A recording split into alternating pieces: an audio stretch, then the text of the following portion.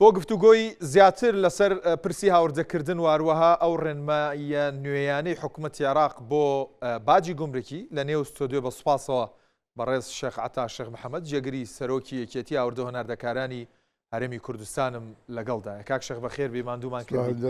زۆر سوپاس بۆم دەرفەتە. زۆر سوپاس. ئەم گۆڕانکاریانەی لە باجدا لە عێراقات و تا ئاراوە لەکەوە جێبەجێ دەکرێت یاخود جێبەجێ کراوە و هەروەها دیارترین گۆڕانکاریەکان چین؟ لەڕاستیدا گۆڕانکاریی تاوا لە مەسلەی گومرگا کراوە.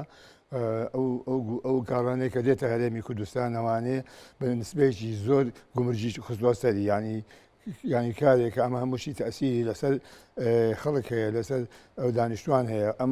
بەڵام یەکشتی باشی تیا ئەو کاڕانەی کە بەشی خۆمانەکە ئەوانە گومرجی زیاتر خستووە سەری بۆ ئەوەی کەمتر هاوردە بکرێت بۆ هەرێمی کوردستان و ئەوانەی کە لای خۆمان هەیە ئەوانە هین بکرێت بفرۆشەوە سەر بکرێت، ئەوە کارێکی باشە. بەڵام بە ئام گومرگ کە زیایی کردووە ئەمە بەپێ ئەوەی کە ئەو معلوماتەیە من لە حکوومەتی عێراق داهاتی کەم کردووە، ئەوێ ئەو داهاتی کە کەمی کردووە بە مەسلەی گومرگ پڕی بکاتەوانێ کە ئەمەش بەڕاستی بە زەرەری هاوڵاتیان تەواو بێت، چونکە هەر کاتێک نرخی هەر شتێک زیاد بێ لەسەر بازرگانەکە نییە، ئەکەوێتە سەر بەکاربەر ئەوەی کە بەکاری هێنێ ئەوە ئەبێ نرخی زیاتر بە نرخی زیاتر بیکڕێ.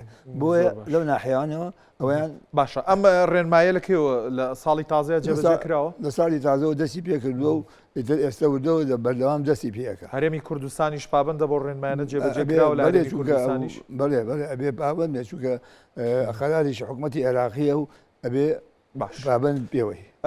وەکو یەکێتی هاوردە هۆناردەکارانی هەرێمی کوردستان لەم گۆڕانکاریانە تا چەند ئاگادار بوونەوە، تا چەند ڕاوێژ بە ئێوە کراوە؟ لە ڕاستیدا ینی ڕاوێژ نەکراوە. حکوومەتی عێراقی بەبێ بە دوواداچوون خۆی ئەم کاری کردووە و وەکاری شوای کردووە کە ینی ئەم ینی تەنانەت بورترین شت حتا بیگرە لە پیاز، لە سەوزە، لە میوە، لەمانە هەمووی هیچ شتێکی نەهێشتوانێ کە گومرجی لەسەر زیان نەکرد بێ.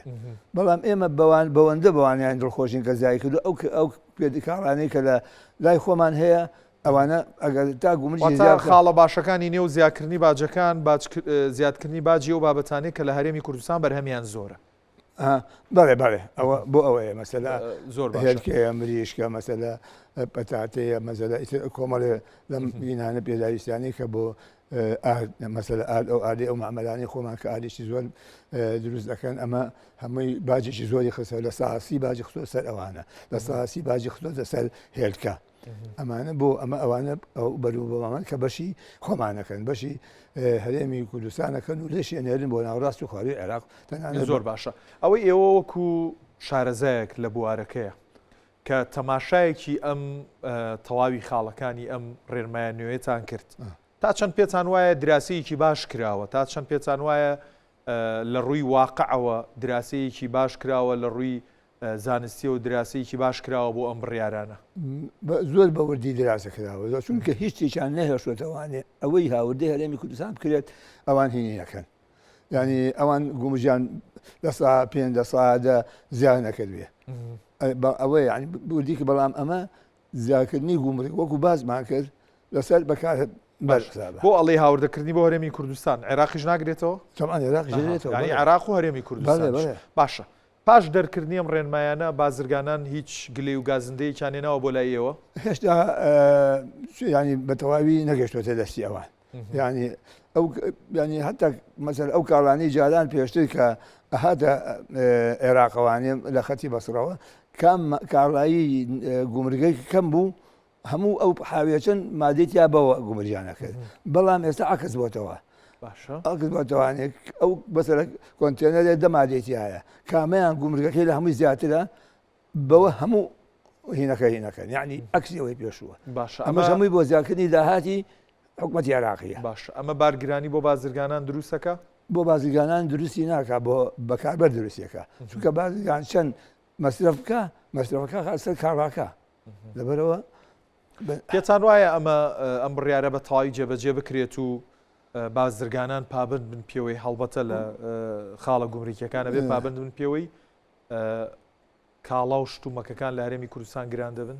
بەتەشید گران ئەبێت، لەبەر ئەوە ئەبێت شارنێ، ینی ئەبێ تۆ ئەو کاڵایی کە هێنتە هەرێمی کوردستانەوانێ ضرورە معنی کۆمەڵە شرێ تۆ پێستی بێتی مەجبوری بیێنی کە هێنات ئەو گومرگەی چەند زیاد بخرێ سەری ئەوەندە ئەویش ئەخاتە سەر کاڵا. دیارترین ئەو کاڵایانی کە بۆ هەرێمی کوردستان زۆرترین هاوردە دەکرێت چین؟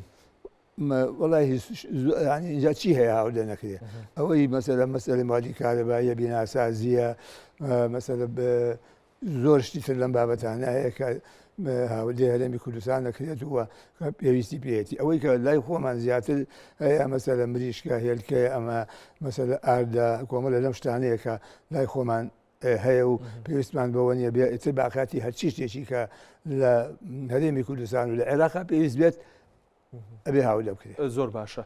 کاتێکەوە راپۆرتێکتان لەباری کار و چالەکیەکانی 2025 بڵاو کردەوەی کە من تەماشام کرد خوێنمەوە باستان لەوە کردووە کە بە 3 قۆناغ یاخود 3 هەنگاوتان بۆ کار هەیە.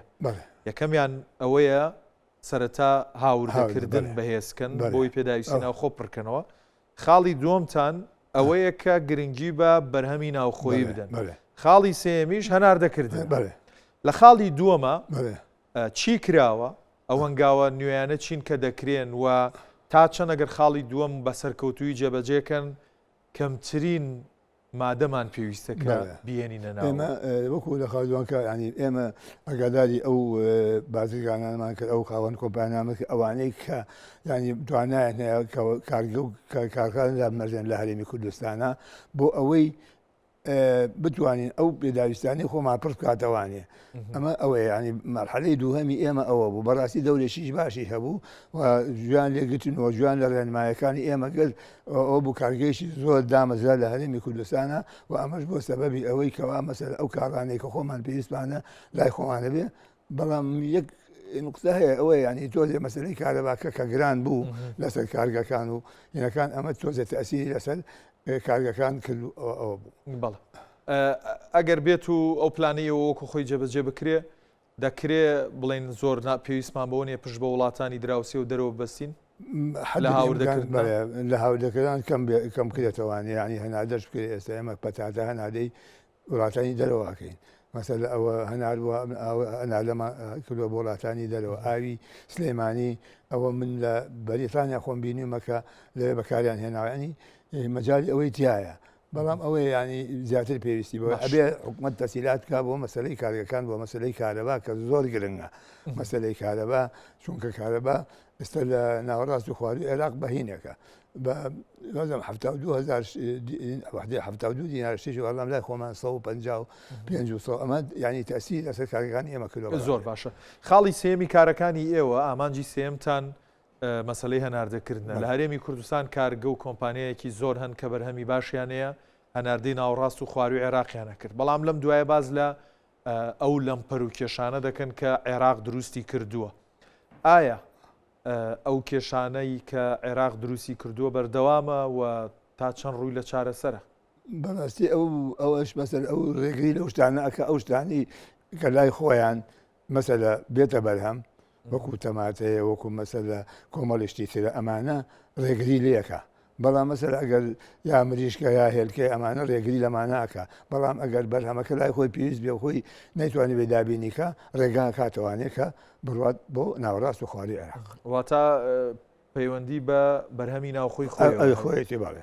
کێشەکان وەکو لە قاڵبدانی کێرێمی کوردستان نییە لە ڕووی کاری کارگەکانەوە هەر زۆر ینی بە هەموو قوتی خۆیوانی حکومەتی عێراقی ئەوێ کۆنتترۆلی هەرێمی کوردستان بکە و هەرێمی کوردستان بەرەو لاوازی بەرێ. بەڵام ئەبێ ئێمە حکومەتی ئێمە هەوڵبازیاتر ینی ئەو نهێڵێ ئەو حاڵەتە دروست بێ ئەژینە ئەو بەرنامە ئەسی کۆدای داناواسی کۆدا ئەمە بەڕاستی ینی ئەگەر تەنفیز کرێ ئیتر ینی وەکو داهاتی هەرێمی کوردستان بە دەقیقی لای ئەوان معلوم بێ و ئاگادار بێ و ئەمەش بێتە مایە زەرەر بۆ داهاتی هەرێمی کوردستان یەکە هەرێمی کوردستان داهاتی نەما یعنی کاک شەخ سەبارەت بە ئەو بازرگانانەی کاڵا و شمەک هاوردە دەکەن و وەرگرتنی دۆلار بە نرخی ڕەسمی بانکی ناوەندی ئەمە لەم دوایە کێشەیە هاتۆتە پێش ئەمە لەم مەسەلەی ئەسی کۆدایەکە لە هەرێمی کوردستان تەطبیق نەبووە و ماوێتی و هین بووە بەڵێ وای لەکرد ئێستا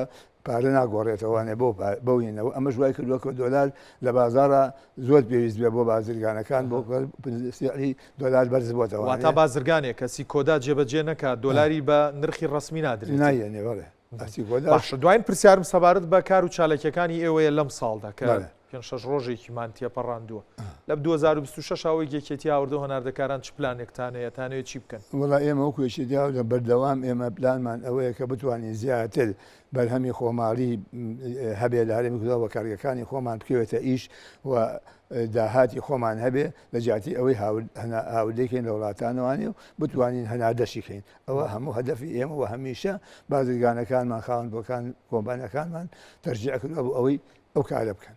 زۆر باشە بەڕێز شێخ عەتا شێخ محەممەد جێگری سەرۆکی یەکێتی هاوردە هەناردەکارانی هەرێمی کوردستان زۆر سوپاس کە لە نێو ستۆدیۆ لەگەڵمان سوپاس بۆ جەنابتان دەستان خۆش بێ زۆر سوپاسمان دوو نەبی بە هەموو توانامانەوە هەوڵ ئەدەین کە ئاگاداری بازرگانان بکەین بتوانن کار بکەن زۆر سوپاس خۆش.